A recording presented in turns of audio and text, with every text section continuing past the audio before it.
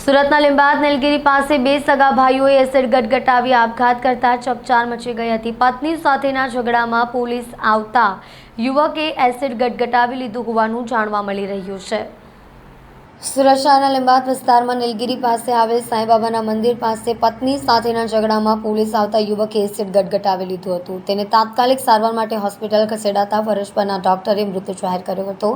બનાવની જાણ થતાની સાથે જ તેના મોટા ભાઈને નાના ભાઈના મૃત્યુનો આઘાત લાગ્યો હતો અને નાના ભાઈના મૃત્યુના ગમમાં મોટા ભાઈએ પણ એ જ જગ્યાએ એસિડ ગટગટાવી આપઘાત કરી લેતા ચકચાર મચી જવા પામી છે। હાલ તો બનાવને પગલે પોલીસે આગળની તપાસ હાથ ધરી છે। આખરે તેની પત્નીએ પોલીસ કંટ્રોલમાં ફોન કરતા જ પોલીસ જીતેન્દ્રને પકડવા માટે આવી હતી।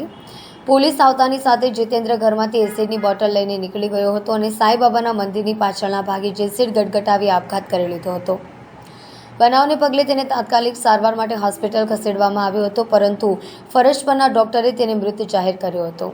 બીજી બાજુ તેના મોટા ભાઈ નાયકા બિપિન બાબુભાઈને પણ વાતની જાણ થઈ હતી। તેના નાના ભાઈએ એસિડ ગટગટાવી આપઘાત કર્યો છે, જેથી તેના ભાઈના ગમમાં મોટા ભાઈ બિપિને પણ એસિડ ગટગટાવી લીધો હતો।